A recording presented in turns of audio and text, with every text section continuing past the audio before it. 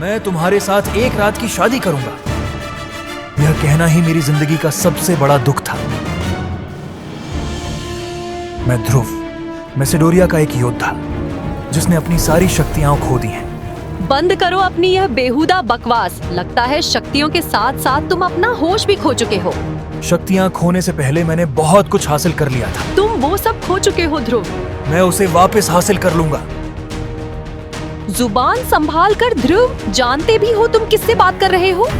अच्छी तरह जानता हूँ। मैं मैसेडोरिया की उस हसीन लारा से बात कर रहा हूँ जो अपनी शक्तियों के घमंड में पूरी तरह डूब चुकी है, जिसे अपने एक लव्य बनने पर बड़ा घमंड है। हाँ, है मुझ में घमंड। आखिर मैंने कम उम्र में तुमसे ज्यादा शक्तियाँ पाली हैं और अब मैं सबसे ज्यादा शक्तिशाली हूँ और तुम बुज़दिल के बुज़दिल ही निकले।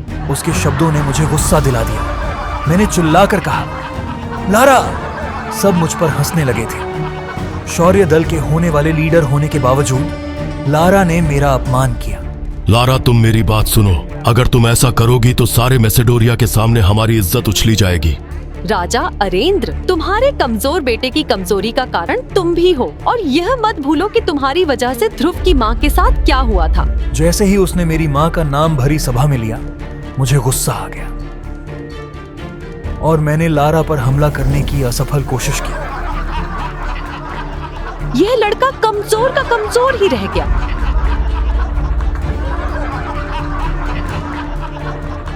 लगता है इसके साथ भी वही होने वाला है जो इसकी माँ के साथ हुआ था।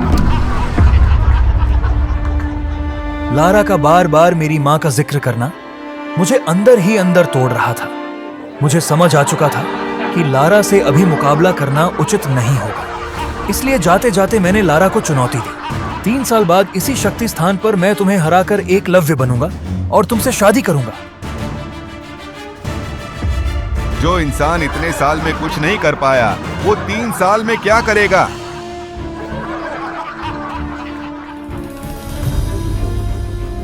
कुछ दिनों बाद जब मैं अकेला अपने कमरे में बैठा हुआ था, तभी बाबा मेरे कमरे में आए। ध्रुव, याद है ना आज शक्ति स्तंभ पर तुम्हें अपनी शक्तियों का परीक्षण करने जाना है? हाँ बाबा, मुझे याद है। इस बार मैंने बहुत मेहनत की है। पृथ्वी से 22 करोड़ मील दूर बसे नीले ग्रह मरकज पर हम लोगों के पास अलौकिक शक्तियां हैं। इन अलौकिक शक्तियों को परखने के लिए हर साल एक परीक्षा होती है। इस बार मेरी शक्तियां जरूर 9वें स्तर तक पहुंच जाएंगी। आज के बाद कोई मुझे 0 कहकर नहीं बुलाएगा। जब मैं मंच पर पहुंचा, तब मैंने खड़े होकर अपनी दाहिनी हथेली शक्ति चक्र स्तंभ पर रखने के लिए आगे बढ़ाई। 3रा स्तर। जिस बात का डर था वही हुआ। मेरा फिर से खराब प्रदर्शन। यह नहीं हो सकता। मैंने इतनी मेहनत की थी। मैंने फिर कोशिश करते हुए दोबारा अपना हाथ बढ़ाया। 3रा स्तर। अरे तू एक लूजर है। 0 है 0। यह सब सुनकर बाबा क्रोध में वहां से चले गए। लेकिन तभी मेरी बचपन की दोस्त ईरा वहां आ गई। क्या तुम सब भूल गए कि ध्रुव कौन है? ये वही लड़का है जो सिर्फ 15 साल की उम्र में ही 10वें स्तर पर पहुंचकर एक लव्य बना था। याद रखना, एक बार फिर ध्रुव उसी स्तर पर पहुंचेगा, तब तुम लोग पछताओगे। ईरा, जाने दो ना, गलती मेरी है। यह कहते हुए मैं मैदान से सिर झुकाकर निकल गया।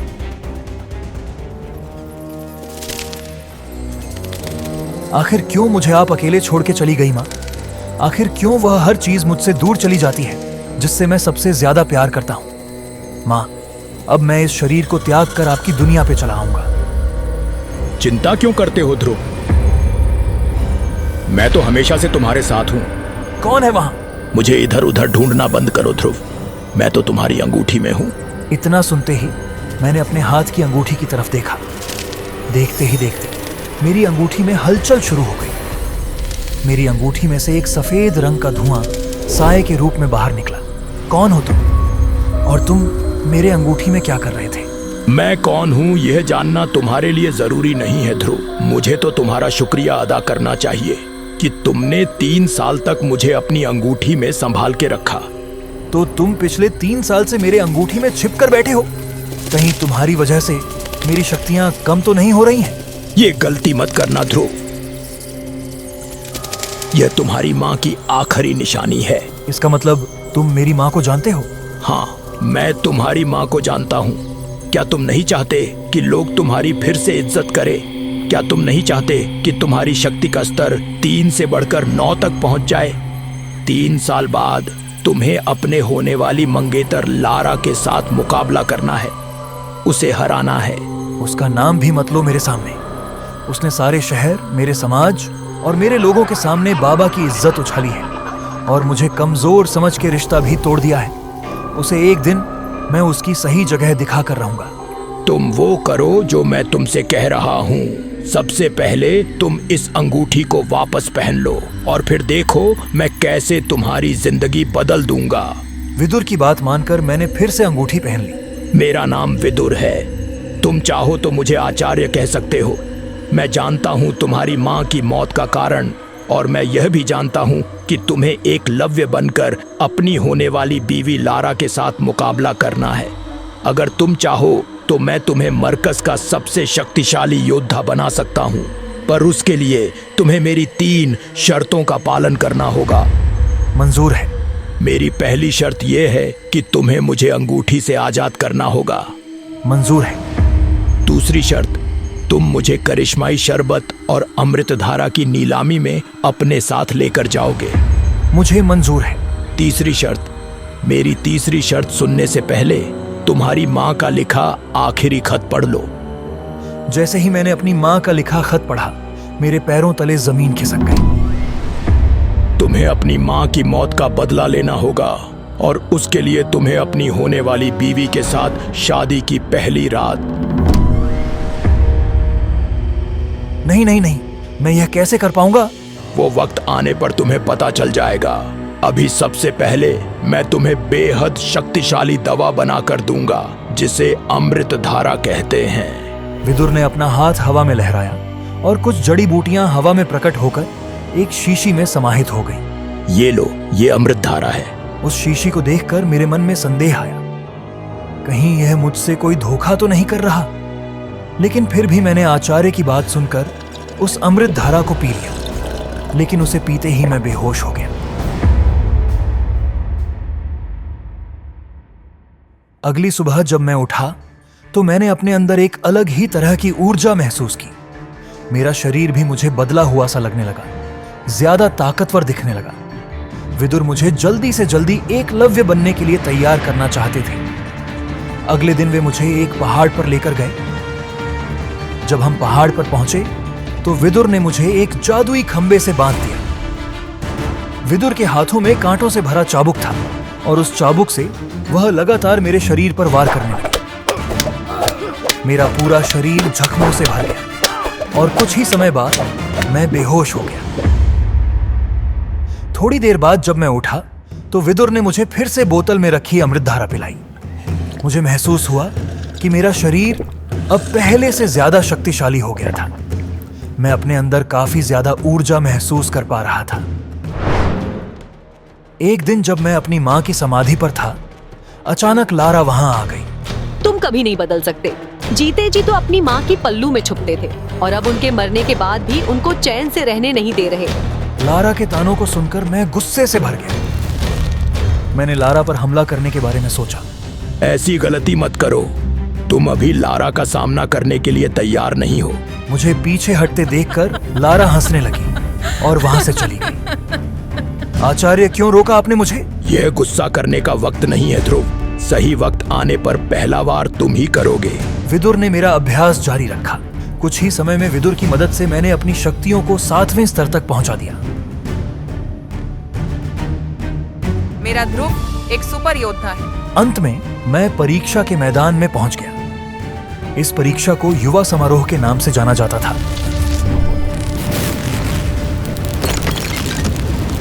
क्या हो रहा है?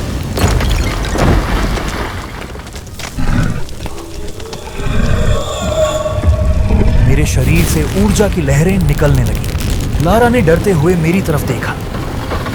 तीसरी शर्त याद है ना? लारा!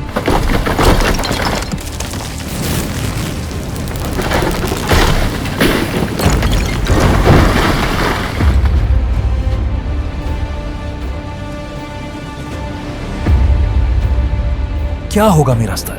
क्या मैं लारा को दी गई चुनौती जीत पाऊंगा? और आखिर क्या थी विदुर की तीसरी शर्त?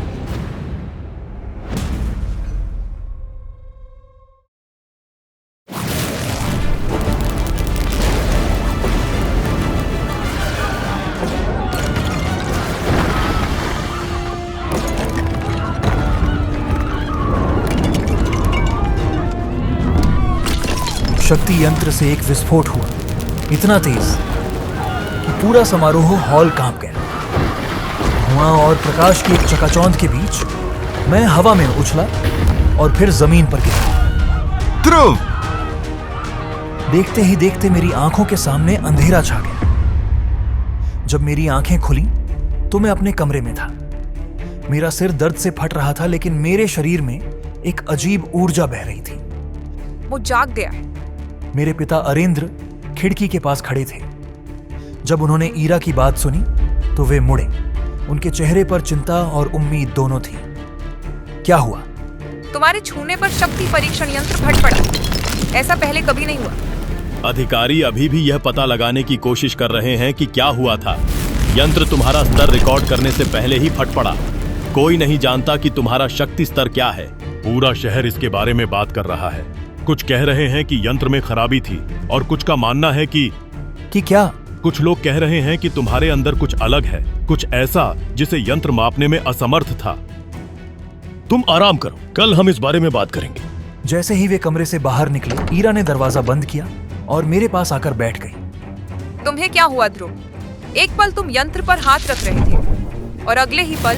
मैं जानता था कि यह समय सच बताने का था। मुझे भी पूरी तरह से याद नहीं, लेकिन ईरा, मुझे तुम्हें कुछ बताना है। मैंने अपने बिस्तर के नीचे से एक छोटी शीशी निकाली जिसमें थोड़ा सा हरा तरल था। देखो, यह अमृत धारा है। मैं इसे पिछले कुछ हफ्तों से ले रहा हूं। मुझे लगता है कि यही वह चीज है जिसने मेरी शक्ति को प्रभावित किया है। तुमने इसे कहां से पाया? अमृत धारा तो सिर्फ कहानियों में होता है। मैं इसे बना सकता हूं। शायद यही कारण है कि शक्ति यंत्र ने विचित्र व्यवहार किया। लेकिन अब यह खत्म हो रहा है और मुझे दुर्लभ जड़ी बूटियों की आवश्यकता होगी। यह असंभव लगता है।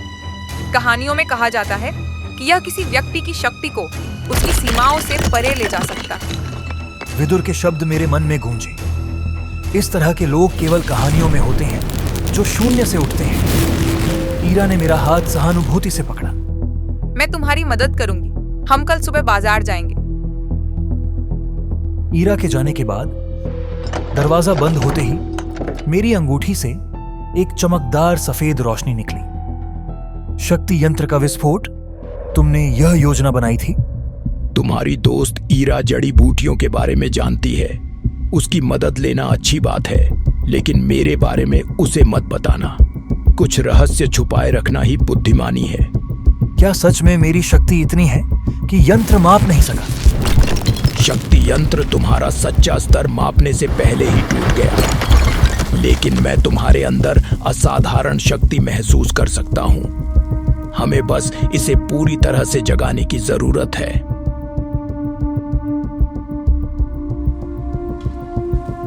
अगली सुबह ईरा मेरे साथ बाजार गई। मेसोडोरिया की भीड़ भरी गलियों में हमारे बारे में बातें हो रही थी। मुझे चोरी छिपे देख रहे थे, कुछ उत्सुकता से, कुछ डर से। ये तो वही है जिसने शक्ति यंत्र को तोड़ दिया। कहते हैं उसकी शक्ति मापने से परे है। मैंने उन्हें अनसुना करके विदुर की दी गई सूची पर ध्यान लगाया। हमें खास जड़ी बूटियों, खनिजों और एक विशेष काले पत्थर की जरूरत थी। ईरा ने एक दुकान पर जड़ी बूटियों की जांच की। क्या तुम इसके बारे में निश्चित हो ध्रुव? ये कुछ सबसे दुर्लभ जड़ी बूटियां हैं और लोग पहले से ही तुम्हारे बारे में बहुत कुछ बोल रहे हैं। मुझे शक्तिशाली होना है ईरा, लेकिन सिर्फ शक्तिशाली होना काफी नहीं है। मुझे अपने दल का सम्मान वापस लाना है। मैं तुम्हारी मदद करूंगी। हम इन सभी चीजों को ढूंढेंगे।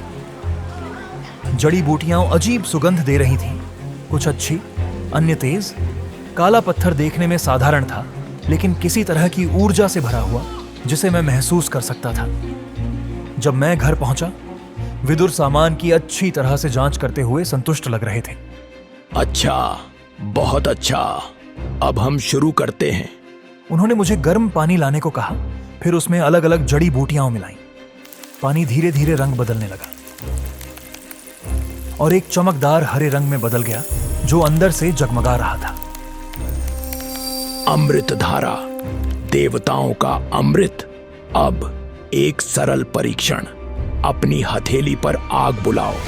विदुर ने मुझसे एक अजीब परीक्षण करने को कहा, जिसके बारे में मुझे पहले कभी पता नहीं था। आग? मैंने कभी...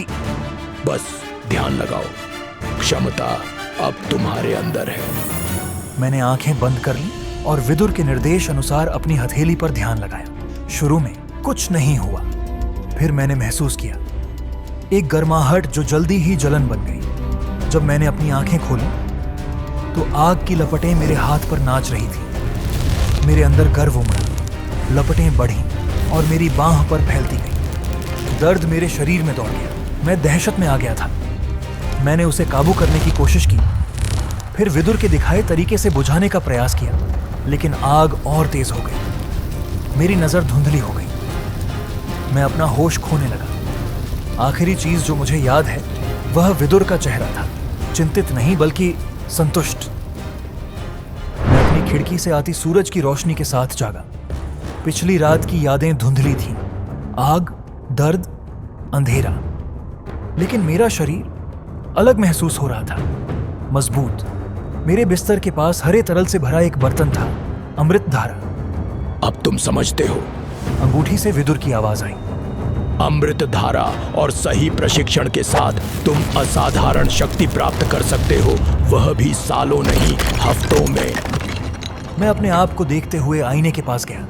मेरी मांसपेशियां ज्यादा साफ दिख रही थीं, मेरा कद सीधा था, यहां तक कि मेरी आंखें भी नई शक्ति से चमक रही थीं। काला पत्थर, आपने बताया था कि इसमें एक तकनीक है। शून्य दाब हस्त तकनीक, 1 क्लास 2 तकनीक, हालांकि निचले स्तर की, लेकिन यह भी मैसेडोरिया के ज्यादातर योद्धाओं से बेहतर है। मैं इसे कब सीख सकता हूं? अभी नहीं, तुम्हें पहले अपनी शक्ति को पूरी तरह विकसित करना होगा और उसके लिए हमें असली प्रशिक्षण शुरू करना होगा।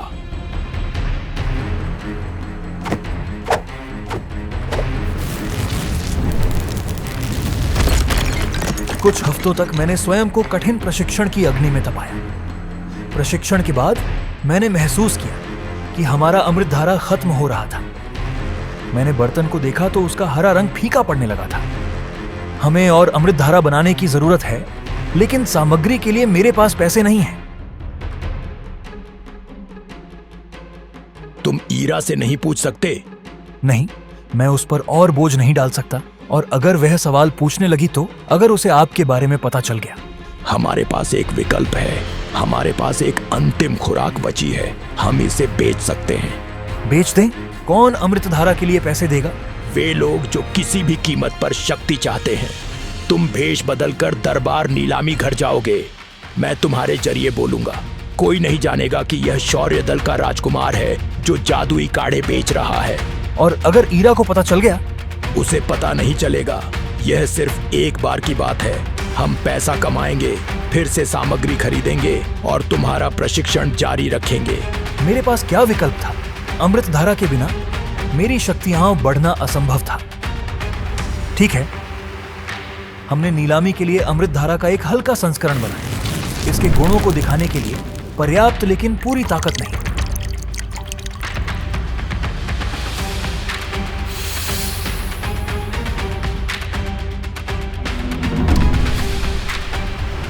फिर हम दरबार नीलामी घर पहुंचे।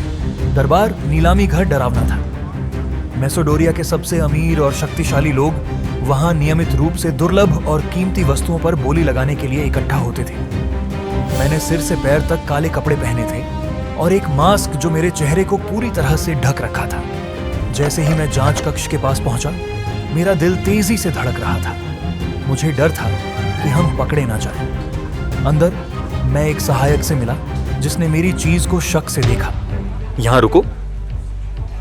जब वह लौटा तो उसके साथ एक बुजुर्ग आदमी थे जिनकी तेज आंखें थीं। चरक गुरु शहर के सबसे सम्मानित डॉक्टरों में से एक। चरक गुरु ने अमृत धारा की बोतल अनुभवी नजर से देखते हुए ली। उन्होंने इसे खोला, सामग्री को सूंघा, फिर एक बूंद को कुछ पाउडर के साथ मिलाया और वह गहरे हरे रंग में बदल गया। विदुर अब मेरे द्वारा बोलने लगे थे। अमृत धारा, यह शक्ति के स्तरों को बढ़ाने और प्रशिक्षण के दौरान चोटों को ठीक करने में मदद करता है। ये असली है। सच में मैंने दशकों में जो देखा है उसमें संभवतः सबसे शुद्ध रूप है। मुझे राहत मिली। पहली बाधा पार हो गई। उन्होंने मुझे एक काला कार्ड दिया और मुझे नीलामी हॉल की ओर भेजा। सबका ध्यान बीच में एक युवा महिला पर था। सायरा दरबार, नीलामी घर के मालिक की बेटी। उसकी सुंदरता मनमोहक थी, लेकिन उसकी आवाज में असली शक्ति थी, मधुर, आदेश भरी, जिसे अनदेखा करना नामुमकिन हो। जैसे ही मैंने एक सीट ढूंढी, मैं थम गया। वहां बोली लगाने वालों के बीच मेरे पिता अरेंद्र बैठे थे, और सिर्फ वे ही नहीं, आमीश और लश्कर दलों के नेता भी मौजूद थे। क्या यह इतना महत्वपूर्ण था कि तीनों दल प्रमुख खुद आए थे? सायरा ने नीलामी के लिए अलग अलग चीजें पेश की। अंत में उसने मेरे अमृत धारा को दिखाया। यह हरा अमृत किसी की शक्ति को बढ़ाने में मदद करता है। इसे हमारे चरक गुरु ने जांचा है और असली पाया है। बोली शुरू होती है 8500 सोने के सिक्कों से। बोली जल्दी से बढ़ने लगी। मेरे आश्चर्य से मेरे पिता ने बोली लगाई। क्या वे किसी तरह जानते थे कि यह मुझे मदद करेगा? 20,000 सोने के सिक्के। या वे केवल एक दल प्रमुख थे जो अपना फायदा ढूंढ रहे थे? 40,000 सोने के सिक्के। बिक गया 40,000 सोने के सिक्कों में। मैं हैरानी से बैठा रहा। मेरे अपने पिता ने अभी मेरी बनाई चीज खरीदी थी। अनजाने में वे मेरे प्रशिक्षण के लिए पैसे दे रहे थे। नीलामी के बाद मैं अपना भुगतान लेने के लिए जांच कक्ष में वापस गया। एक हरा कार्ड जिसमें 40,000 सोने के सिक्के थे, एक छोटा टैक्स काट कर। जैसे ही मैं जाने की तैयारी कर रहा था, सायरा दरबार खुद चरक गुरु के साथ अंदर आई। क्या तुम अमृत धारा के मालिक हो? मुझे लगता है तुम मेसोडोरिया शहर में पहली बार आए हो। मैं चुप रहा, विदुर को मेरे जरिए जवाब देने देते हुए। वह मुझे उत्सुकता से देख रही थी, साफ तौर पर मास्क के पीछे का चेहरा पहचानने की कोशिश करते हुए। मैं इस नीलामी की अनुमति देने के लिए आपका धन्यवाद करता हूँ। क्या हम अब भुगतान पर बात कर सकते हैं? वह मेरे व्यावसायिक लहजे से हैरान लग रही थी। शायद वह आदि थी कि पुरुष उसकी सुंदरता से प्रभावित हो जाते हैं। मुझे दरबार परिवार के निशान वाला एक क्रिस्टल कार्ड देते हुए वो मुस्कुराई। आगे की नीलामियों के लिए एक विशेष कार्ड, कम टैक्स दर के साथ। मैंने इसे चुपचाप ले लिया, सोचते हुए कि क्या मुझे कभी इस जगह पर लौटने की जरूरत होगी। लेकिन आगे आने वाले प्रशिक्षण और अमृतधारा की लगातार जरूरत के साथ मुझे लगा कि हमारी राहें फिर से मिलेंगी। अब मेरे पास शक्ति, बदले और विदुर की तीसरी शर्त, तीनों को पूरा करने के साधन थे। जैसे मैं नीलामी घर से बाहर निकला, मुझे लगा कि कोई मुझे देख रहा है। आखिर कौन हो सकता है और ये मेरा पीछा क्यों कर रहा है? शायद यह बस कोई उत्सुक व्यक्ति हो। लेकिन जैसे ही मैंने उसकी ओर दोबारा देखा, वह गायब हो चुका था। आकाश में तूफान के बादल इकट्ठे हो रहे थे। रात के अंधेरे में बिजली चमक रही थी। दरबार नीलामी घर के कक्ष में सायरा दरबार अपनी खिड़की के पास खड़ी थी। उसकी आंखों से अमृत धारा बेचने वाले उस रहस्यमयी मास्क पहने व्यक्ति की छवि हट नहीं रही थी। तभी अचानक चरक गुरु ने दरवाजा खटखटाया। उनका चेहरा गंभीर था। सायरा बेटी, तुम्हें कुछ बताना है। क्या हुआ गुरुजी? उस अमृत धारा के बारे में जो हमने नीलामी में रखी थी, मुझे उसके विषय में गंभीर चिंताएं हैं। किस प्रकार की चिंताएं? क्या तुम्हें याद है 100 साल पहले की वह आपदा जिसने मेसोडोरिया को हिलाकर रख दिया था, जब पहली बार अमृत धारा इस शहर में आई थी? आप किस बारे में बात कर रहे हैं? अमृत धारा तब भी इसी तरह से आया था, एक अजनबी के हाथों। वह अजनबी भी रहस्यमयी था। उसके पास भी अनोखी शक्तियां थीं और उसका आगमन कई रहस्यों से घिरा था। लेकिन शक्ति का वह दावा झूठा निकला। अमृत धारा की शक्ति ने कई क्षेत्रों को तबाह कर दिया। हजारों लोग मारे गए। इतिहास के इस तरह से दोहराए जाने से मैं बहुत चिंतित हूँ। चरक गुरु, ये आप कैसी बातें कर रहे हो? क्या आपको लगता है कि मैं इस तरह का कोई काम करूंगी? मैंने इस नीलामी की दुनिया में इतने साल यूं ही बर्बाद नहीं किए। मुझे सब मालूम है कि मुझे किसके साथ क्या करना है। उम्मीद करता हूँ कि ऐसा ही हो। मैं तो बस तुम्हें आगाह कर रहा था। जिज्ञासा, क्रांति और विनाश दोनों का द्वार है। इनमें से किसी के भी चक्कर में मत पड़ना। यह कहकर चरक गुरु वहां से चले गए। नीलामी की कमाई से मैंने अपनी शक्तियों को बढ़ाने के लिए सभी आवश्यक जड़ी बूटियां और वस्तुएं खरीद ली।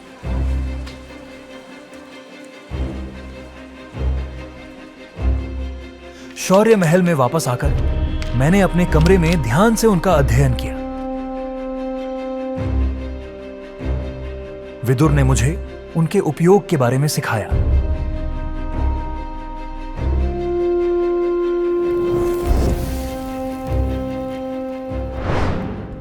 एक दिन विदुर मुझे महल के पीछे एक गुप्त कक्ष में ले गए। कक्ष के बीचों बीच एक प्राचीन शक्ति यंत्र रखा था, जिसकी ऊर्जा कमरे में चारों ओर फैल रही थी।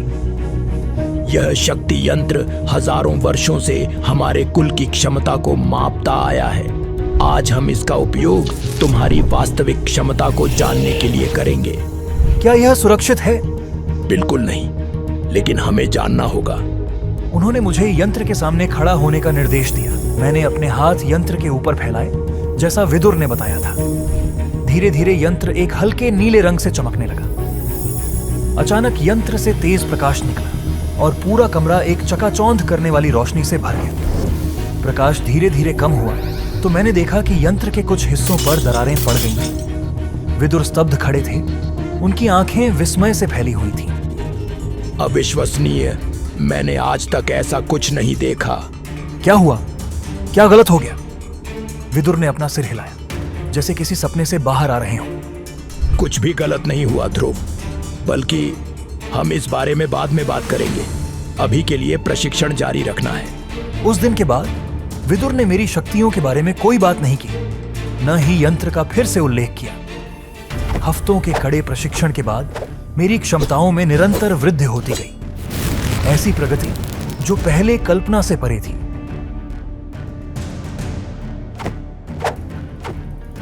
मैं शहर से दूर एक सुनसान स्थान पर अभ्यास कर रहा था। नीलामी के 3 महीने बाद मैं एक नई तकनीक का प्रयोग करने की कोशिश कर रहा था।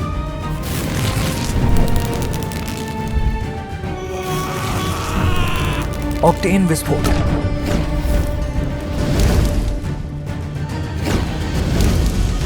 मेरी हथेलियों से एक शक्तिशाली ऊर्जा निकली, जिसने सामने खड़े पेड़ को हिलाकर जमीन पर पटक दिया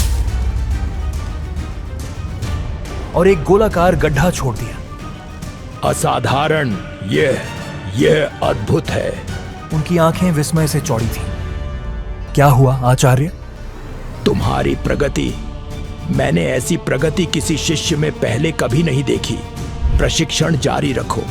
अभी तुम्हारी क्षमता की सीमाओं का अनुमान लगाना जल्दबाजी होगी।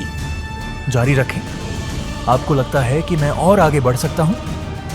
जारी रखो ध्रुव, लेकिन याद रखो, नियंत्रण और अनुशासन के बिना पतन निश्चित है। विदुर की आंखों में कुछ अजीब था, जैसे वे एक साथ उत्साहित और भयभीत दोनों थे।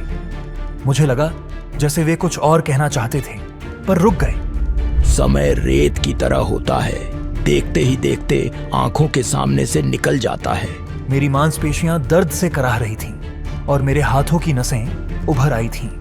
इस नई तकनीक का प्रयोग करने के बाद मेरा शरीर लंबे समय तक थकावट महसूस करता था। लारा ने मुझे हराने के लिए पूरे 3 साल दिए थे। वह सोचती थी मैं नहीं कर पाऊंगा। मैं हार मानने वालों में से नहीं हूं लारा।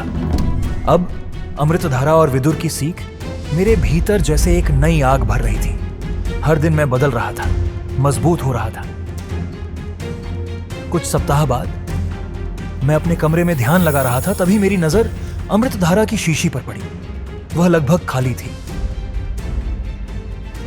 मैंने विदुर के दी हुई सूची की जांच की।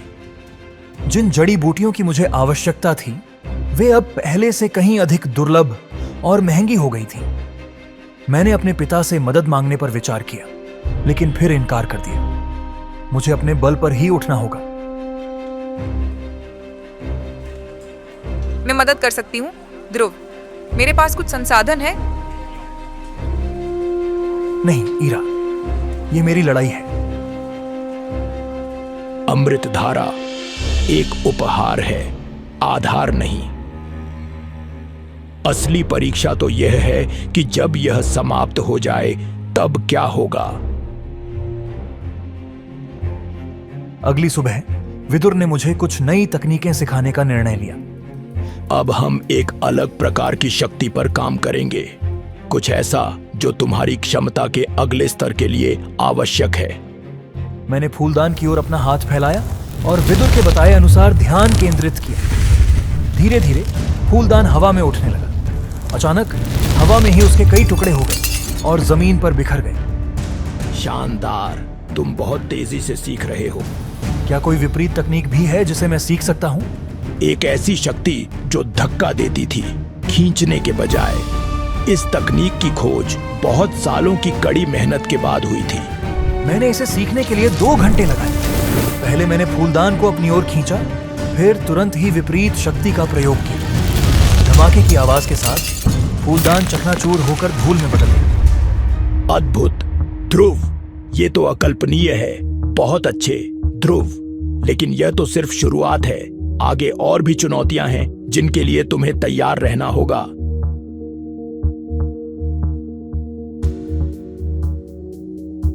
तीन महीने बाद युवा समारोह होगा। वह बहुत महत्वपूर्ण है। हाँ, मुझे अच्छे से याद है और मैं इस चुनौती के लिए तैयार हूँ। विदुर ने मेरी ओर देखा। उनकी आंखों में कुछ अनकहा था। वे कुछ कहना चाहते थे पर कह नहीं पा रहे थे।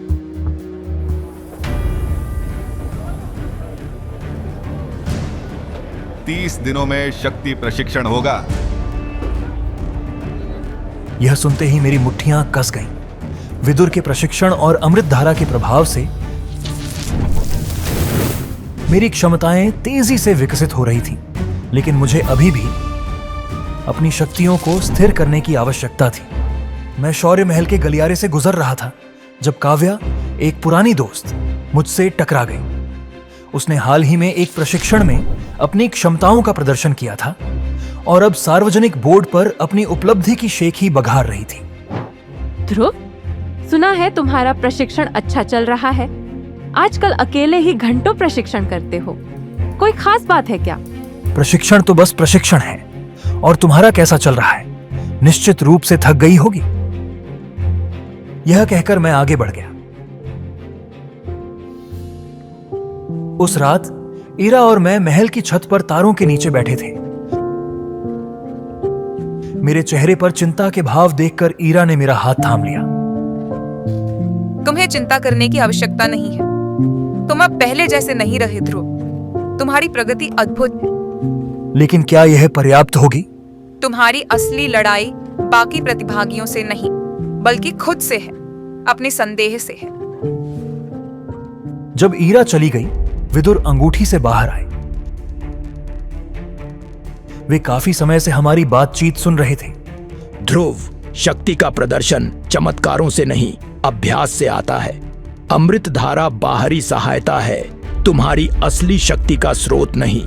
तुम्हारी वास्तविक क्षमता तुम्हारे अंदर से ही आएगी। क्या मेरा प्रशिक्षण वास्तव में परीक्षा में खरा उतरेगा, या फिर मैं फिर से असफल होऊंगा जैसे 3 साल पहले हुआ था? एक दिन मैं प्रशिक्षण ग्राउंड पर अपना अभ्यास कर रहा था। ईरा भी मेरे साथ थी, एक नई तकनीक पर मेरी सहायता कर रही थी।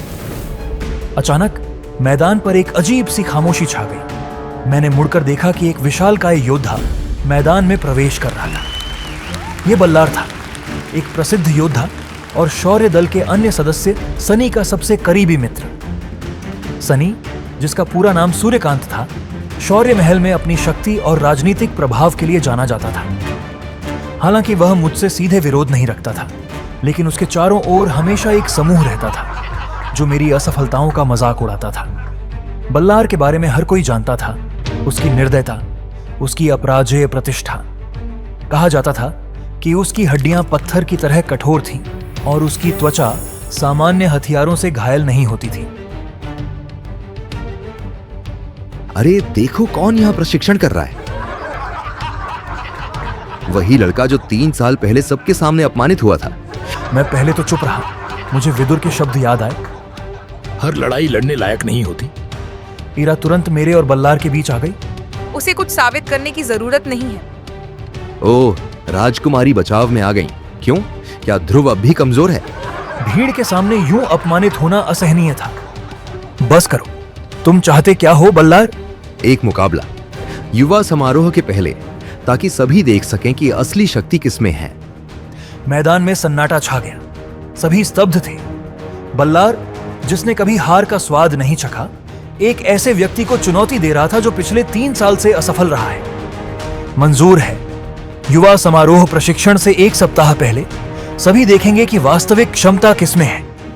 बहुत अच्छा, तुम्हारा पतन सबके सामने होगा। चुनौती स्वीकार की गई। दिन तय हो गया और बल्लार अपनी विजयी मुस्कान के साथ मैदान से चला गया। जब हम मैदान से लौट रहे थे, ईरा ने मेरा हाथ थाम लिया और रुक गई। उसकी आंखों में चिंता थी।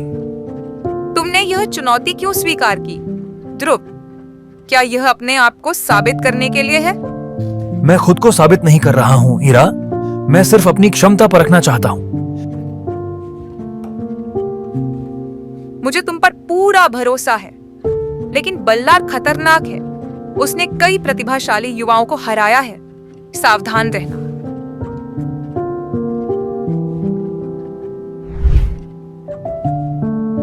तुम चिंता मत करो।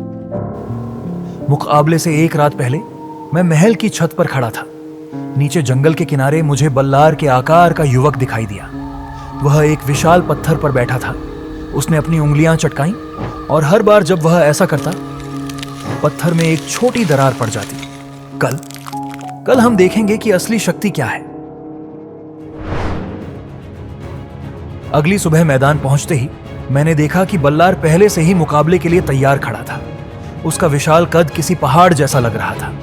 आज तक किसी ने उसे हराया नहीं था।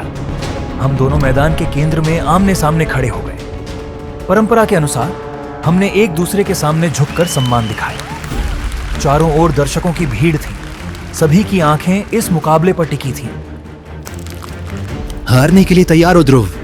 बल्लार के चेहरे पर विजय का गर्व पहले से ही दिख रहा था।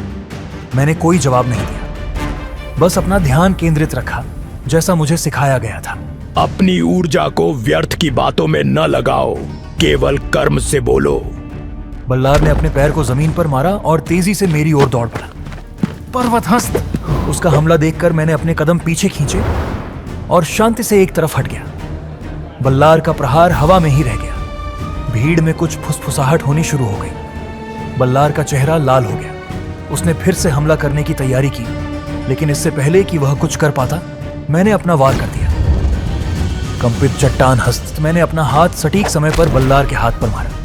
एक तेज आवाज आई और बल्लार के चेहरे पर दर्द का भाव छा गया। उसकी हड्डी टूट गई थी। वह अविश्वास से अपने हाथ को देखते हुए कुछ कदम पीछे हट गया। मैदान में सन्नाटा छा गया। बल्लार, जिसे अजेय माना जाता था, मेरे एक ही वार से पराजय हो गया था। वह अपनी ताकत फिर से इकट्ठा करने की कोशिश करने लगा, लेकिन वह बेहोश होकर जमीन पर गिर पड़ा। कुछ पल बाद जब बल्लार को होश आया, उसने मेरी ओर देखा और सम्मान से सिर झुकाया। बधाई हो ध्रुव, तुमने वापस अपनी शक्ति हासिल कर ली है। तुम सच में एक अद्भुत योद्धा हो। मैदान में सभी जानते थे कि आज एक संदेश साफ हो गया। ध्रुव वापस आ गया था और अब वह पहले से भी अधिक शक्तिशाली और खतरनाक था। मैं प्रशिक्षण के लिए मैदान की ओर जा रहा था, तभी अचानक मेरी नजर एक परिचित व्यक्ति पर पड़ी। काव्या। वह अपनी लाल पोशाक में सजी धजी अपने बालों को सुलझाते हुए मेरी ओर आ रही थी। ध्रुव, कितनी अच्छी सुबह है ना? क्या हुआ? तुम फिर से मुझे नजरअंदाज करोगे? पिछली बार भी जब मैंने तुमसे बात करने की कोशिश की थी, तुमने ऐसा ही किया था। व्यस्त थी तुम काव्या, 3 साल तक? ऐसा नहीं है ध्रुव, तुम जानते हो कि तब हालात अलग थे। वुहान साम्राज्य में सब कुछ बदल रहा था। तब मैं मजबूर थी। अब जब मैंने अपनी शक्तियां वापस पाली हैं, अचानक तुम्हें याद आ गया कि हम बचपन के दोस्त थे। ध्रुव, मैंने सुना है तुम्हारा प्रदर्शन काफी अच्छा रहा है। सब कह रहे हैं कि युवा समारोह में तुम सबको चौंका दोगे। मैं बस ये कहना चाहती थी कि मुझे तुम पर गर्व है। अचानक इतनी परवाह? इसमें अचानक क्या है ध्रुव? हम बचपन से दोस्त हैं। क्या मैं अपने दोस्त की सफलता पर खुश नहीं हो सकती? दोस्त? यह शब्द मेरे कानों में किसी व्यंग्य की तरह गूंजा। मेरे मन में एक विचार स्पष्ट उभरा। जब तुम चमकते हो वे तुमसे प्यार करते हैं, जब तुम गिरते हो वे तुम्हें छोड़ देते हैं। ध्रुव, मैं जानती हूँ तुम क्या सोच रहे हो, लेकिन मैं बदल गई हूँ। हम दोनों ही बदल गए हैं। क्या हम फिर से शुरुआत नहीं कर सकते? मैं जवाब देने ही वाला था कि अचानक ईरा की आवाज ने हमारा ध्यान भंग किया। ध्रुव, तुम वहां हो? उसने तेजी से हमारी ओर बढ़ते हुए पुकारा। उसके चेहरे पर विचित्र सा भाव था, क्रोध, चिंता और कुछ ऐसा जिसे मैं ठीक से समझ नहीं पाया। ईरा। ध्रुव, अमृत गुरु तुमसे मिलना चाहते हैं अभी। उन्होंने कहा यह बहुत जरूरी है। उसकी आवाज में एक अजीब तनाव था। यह झूठ था, मैं जानता था, पर ईरा की आंखों में कुछ ऐसा था जिसने मुझे खामोश रहने पर मजबूर किया। मुझे जाना होगा। हम फिर मिलेंगे।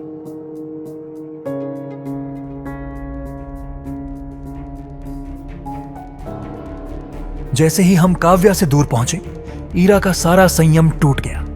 वह वहां क्या कर रही थी? जब तुम्हारी ताकत गायब थी तब वह कहाँ थी? जब सब तुम्हारा मजाक उड़ा रहे थे तब वह कहाँ थी? ध्रुव, तुम ठीक हो ईरा? मैंने कभी ईरा को इतना परेशान नहीं देखा था। बिल्कुल ठीक हूँ। क्यों? मुझे ठीक नहीं होना चाहिए। मैं तो बस तुम्हारी परवाह कर रही हूँ। उसका स्वर और चेहरा दोनों उसके शब्दों को झुठला रहे थे। ईरा, तुम जानती हो कि काव्या मेरे लिए कुछ भी नहीं है। मुझे क्या? तुम जिससे चाहो बात करो। मैं तुम्हारी माँ थोड़ी हूँ जो मना करूंगी। इस पर मैं हंस पड़ा। दूर से सनी हमारी इस पूरी बातचीत को देख रहा था। उसकी आंखें तनी हुई थीं, उसके हाथ मुट्ठी में बंधे हुए थे। सब मेरा मजाक उड़ाते हैं, हर कोई। ध्रुव और अब ईरा भी। वह मेरी होनी चाहिए थी। 1 महीना में युवा समारोह है, बस इतना चाहिए मुझे। तब वह देखेगी कि असली योद्धा कौन है, ध्रुव या मैं। तब फैसला होगा। कुछ दिनों बाद ईरा और मैं अकादमी के मैदान के पास टहल रहे थे। क्या तुम्हें लगता है हम युवा समारोह के लिए तैयार हैं?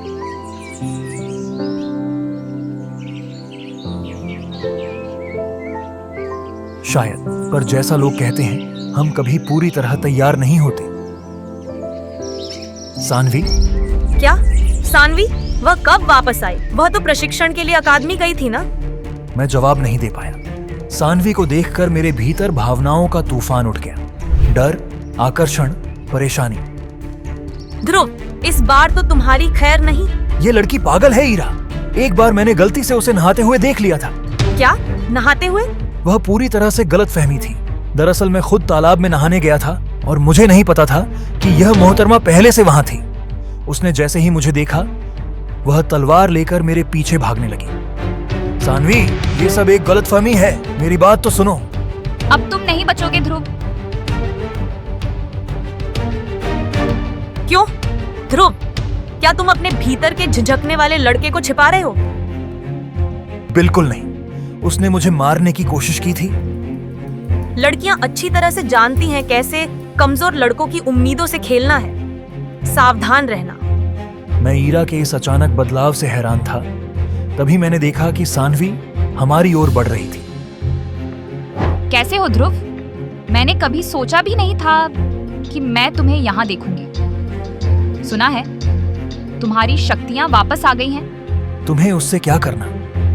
आज भी तुम्हारी जुबान में वैसी ही धार है जैसी पहले हुआ करती थी।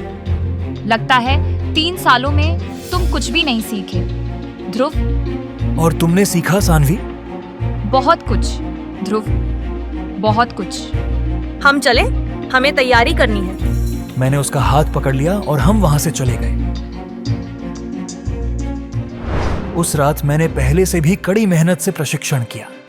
विदुर मुझे हर तकनीक बार बार अभ्यास करवा रहे थे।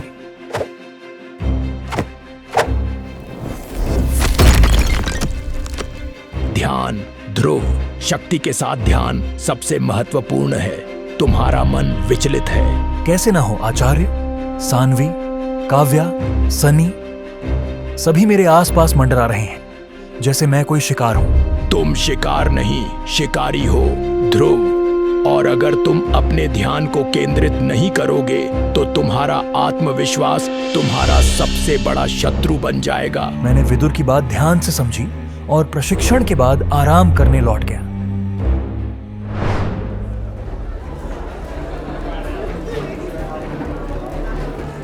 अगले दिन युवा समारोह की तैयारी प्रशिक्षण ग्राउंड पर पूरे जोश से हो रही थी। वहीं किनारे पर ईरा और मैं ग्राउंड के बीच में सज रहे मंच को देख रहे थे। देखो, यहाँ कितने सारे लोग आए हैं। क्या हुआ ध्रुव, डर गए? मैं कभी नहीं। जानते हो, मुझे पता है तुम्हारी शक्ति का स्तर क्या है। क्या? तुम्हें कैसे पता? अरे मूर्ख, मैं तो मजाक कर रही थी। तुम्हारा चेहरा ऐसा लगा जैसे तुमने भूत देख लिया हो। तुम्हें मजाक सूझ रहा है?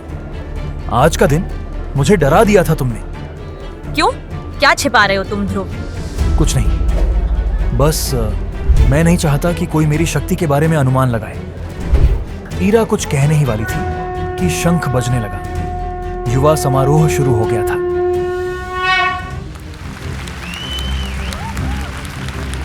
एक एक करके सभी युवा योद्धा अपनी शक्ति का परीक्षण देने के लिए बुलाए गए।